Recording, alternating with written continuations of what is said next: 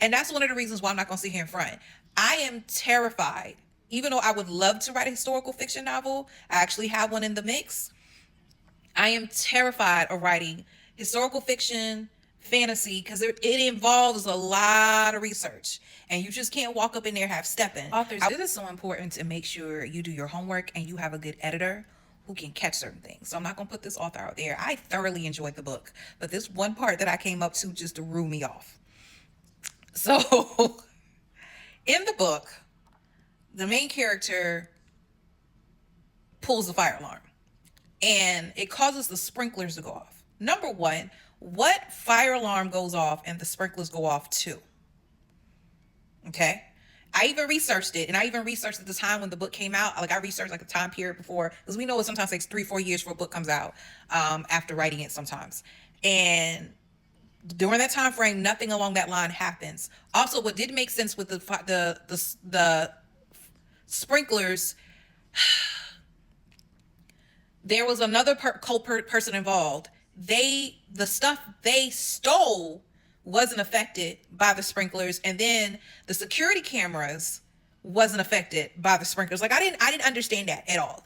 I will never forget that episode of Moesha when I want to say she was writing for a creative writing class. I can't remember if it was high school or college, and the professor called her out because he said, you're writing for this particular time period, but your slang is off, your this is off. If you have not noticed, I purposely wrote reverse based in the 90s. I did not write it based on this time period because I don't know this time period's time.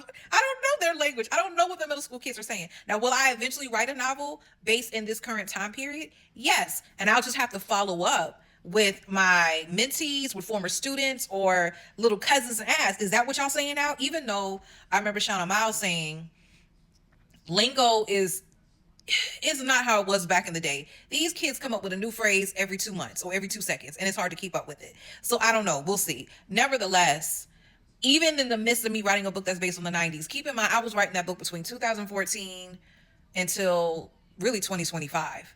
I had to constantly look up lingo from the 90s.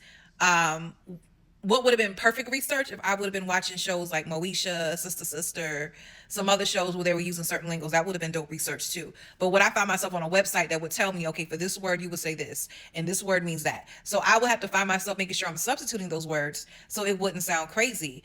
Even with some of the stuff that happened in the town that I lived in Sumter, I had to make sure, okay, was that around in the 90s? Even though some of the stuff I had to make up because of what I wanted